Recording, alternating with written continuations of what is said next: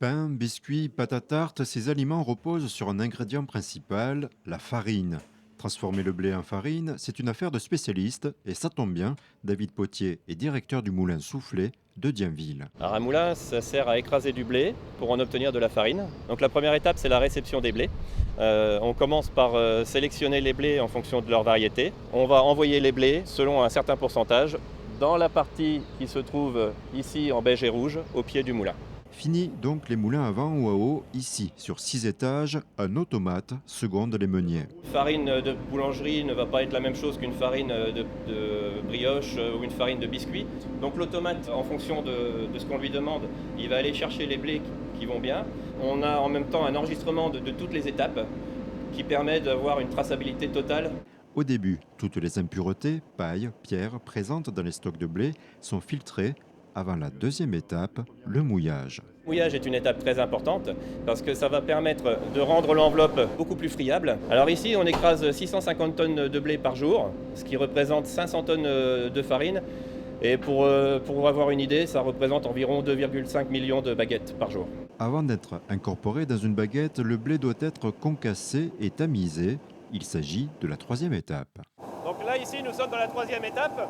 Donc comme vous pouvez le voir, on a plusieurs appareils à cylindres qui vont écraser le blé. Il va passer jusqu'à 19 fois sur les cylindres pour pouvoir être écrasé complètement.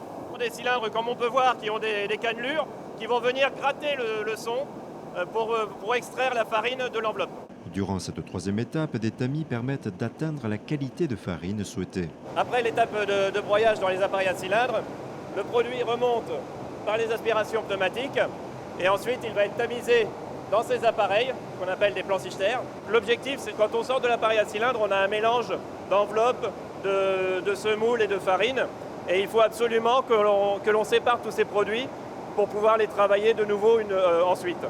C'est là où le savoir-faire du meunier intervient. Il doit répartir, comme il convient, la farine parmi ce dédale de 240 tuyaux. Pour la farine déjà prête, avant d'être expédiée, un dernier test est effectué. On veut être sûr que la farine correspond à ce que le client attend. Donc on va faire des contrôles de panification. On va tester toutes les farines qui sortent du moulin avant de les expédier. La croûte se craquelle et ça produit un bruit. Et on appelle ça le pain qui chante en fait. C'est donc en chanson que la formulation est validée. La préparation des expéditions s'effectue sur le site du moulin. On va la mettre dans des camions par exemple pour l'emmener chez le client. Ou bien on va la mettre en sac. Donc on a une unité d'ensachage sur le site. Il y a une expression qui dit meunier tu dors, mais en fait ici si on dort, on est perdu, on n'a pas le temps de dormir. Comme autrefois, le moulin est implanté au cœur des terres céréalières. Ici, dans un rayon de 80 km, les agriculteurs alimentent en blé ce moulin.